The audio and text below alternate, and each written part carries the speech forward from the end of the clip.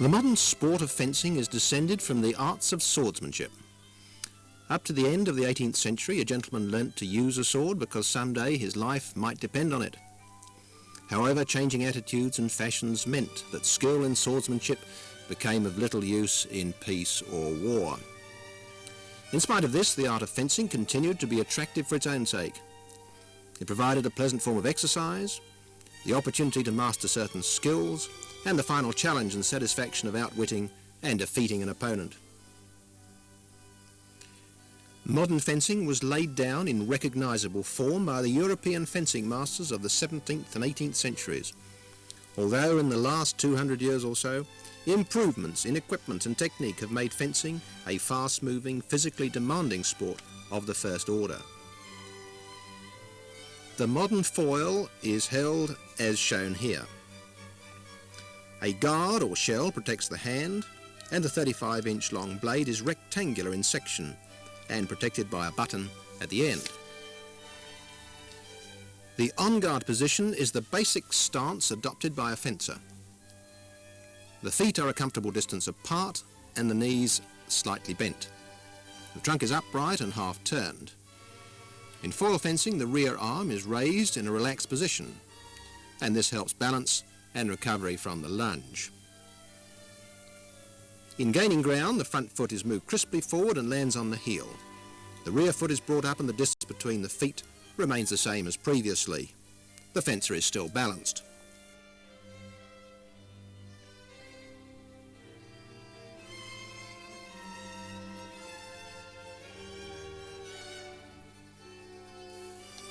In retiring, the process is reversed with the rear foot moving first. We see the action repeated.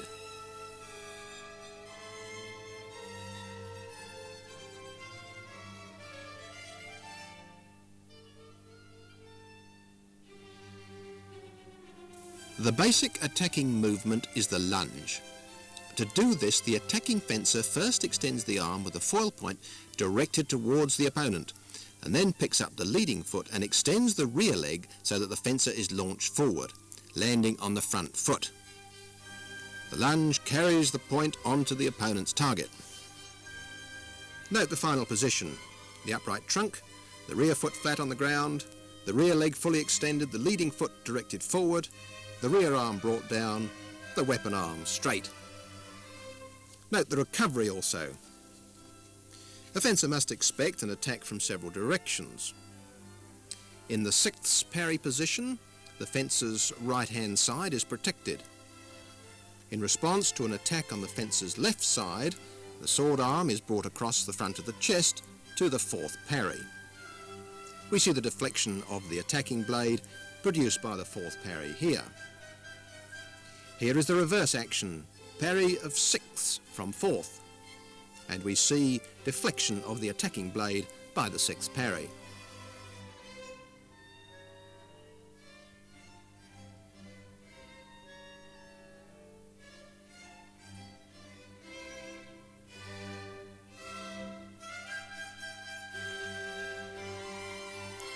In moving the point from a covered side to an exposed side, the attacker uses a disengage. The point passes under the opponent's blade.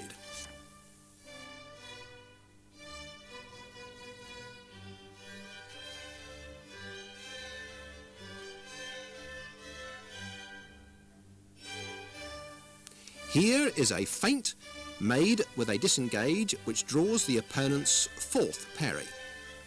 The parry is then deceived with a disengage.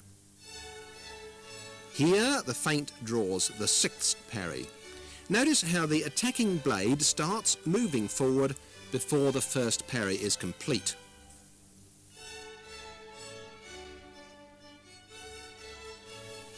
An alternative to the disengage is the cutover.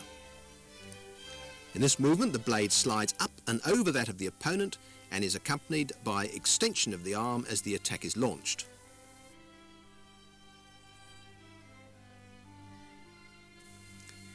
We see the movement of the hand as the fencer makes a cutover from fourth. In the beat, the wrist and fingers are used to make a crisp beat on the opponent's blade. This can be used to displace the opponent's blade from the line of an attack, or draw some exaggeration of the defensive parry, which can then be deceived. Notice the crisp but not violent beat action from fourth. Two other simple parries protect the fencer from low-line attacks. In this attack, the nearest fencer drops his point and attempts a low-line thrust. The defending fencer lowers the point of his weapon so that it is now lower than the shell, and at the same time moves his hand across the body. An attack by disengage and low-line thrust, starting from sixths, can be met by a low-line seventh parry.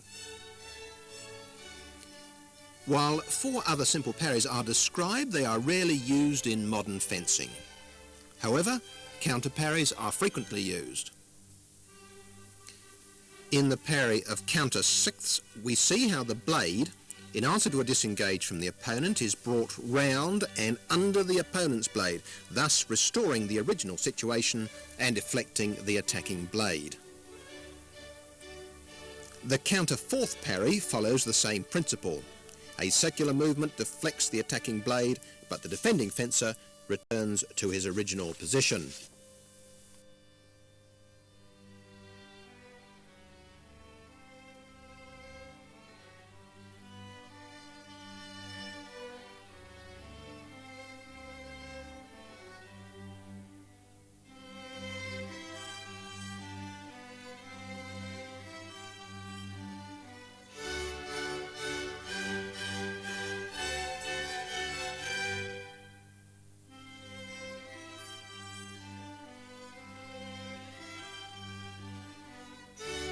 After a successful parry has been made, the fencer takes the opportunity to make a reply or riposte.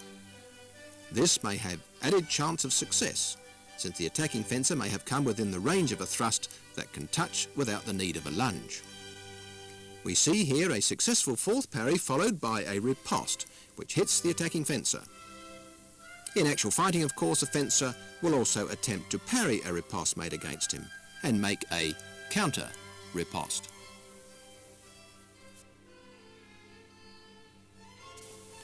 Here we see a riposte after a counter sixth parry.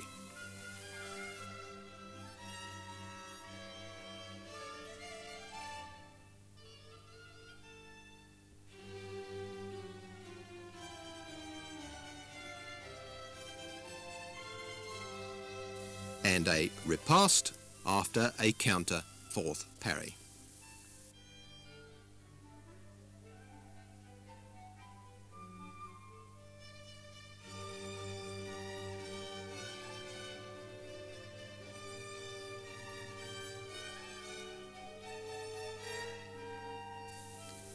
We can now see how a sequence of fencing movements can be built into a phrase. And in slow time, some of the movements we have just seen are repeated. The same sequence might occur in a bout, but at nearer normal fencing speed. Here, by way of illustration, is an unrehearsed fencing sequence where two experienced fencers attempt to outwit each other. The conventions of foil fencing are governed by rules which give the right of way to any attacking movement until it has been deflected from the target, whereupon the right of way passes to the riposte.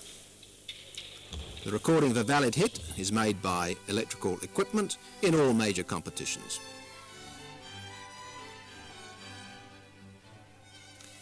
The épée is a weapon used by male fencers only and looks a little like the foil. However, the guard is larger and the blade three-sided instead of square in section. The great feature of difference between foil and épée fencing is that there is now no restriction of the target and a hit may be made anywhere. We see here a hit on the forearm, a favourite target in épée, made after a disengage.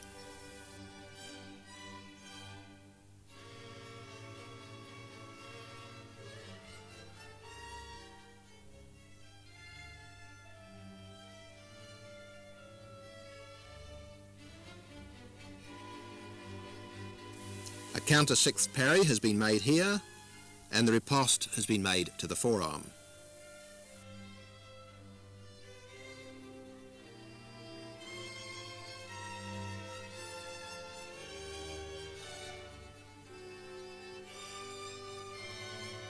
Here it is again, more slowly.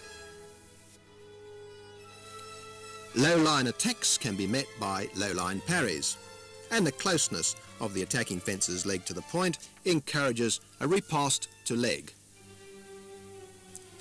As the conventions of right-of-way do not apply to épée, fencers may attempt to hit an opponent by a stop thrust on the preparation of an attack. In this unrehearsed sequence, we see how épée fencing is a much more cautious style of swordplay than with the foil.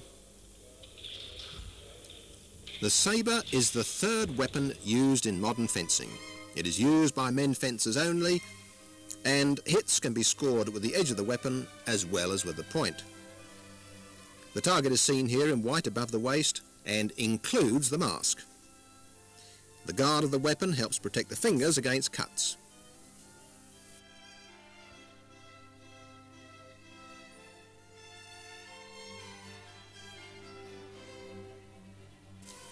Many attacks are made with the edge of the weapon, as shown here with a cut to head.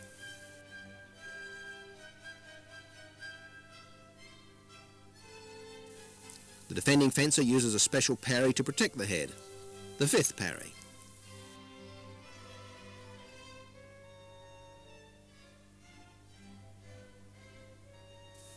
If the flank is exposed, a cut to flank may be made.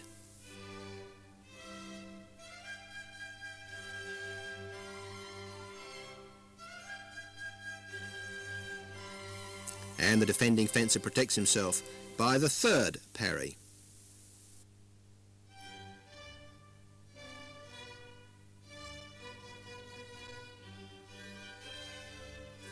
Attacks at the chest may be made,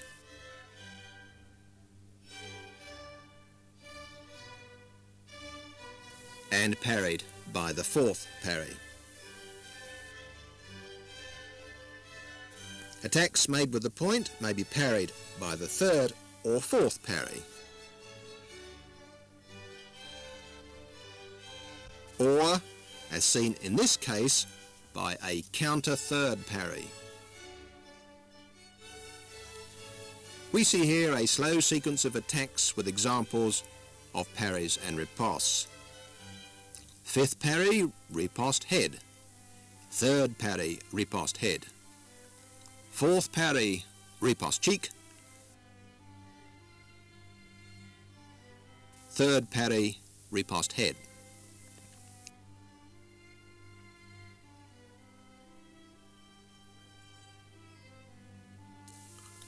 Although the conventions of sabre fencing are similar to foil, with priority being given to the undeflected attack or riposte, certain stop cuts may be employed as long as they arrive one measure of fencing time ahead of the opponent's move. Thus we see the fencer on the right stepping forward in preparing his attack. The left-hand fencer makes a cut at wrist which arrives before the attack can be said to have started.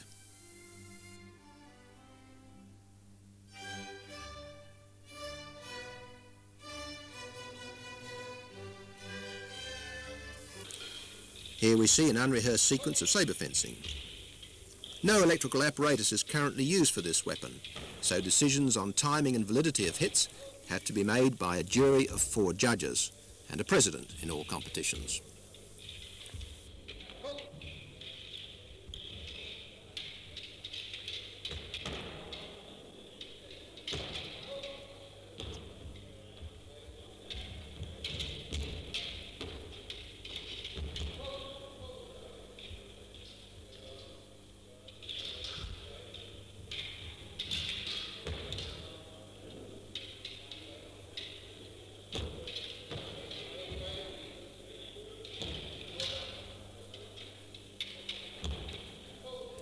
Regular, local and national fencing events give fencers the opportunity to test their skills against each other, and it is in competitions more than anywhere that a fencer learns the subtle interplay between technical skill, timing and ability to outthink his opponent that makes his sport worthy of the description lightning chess.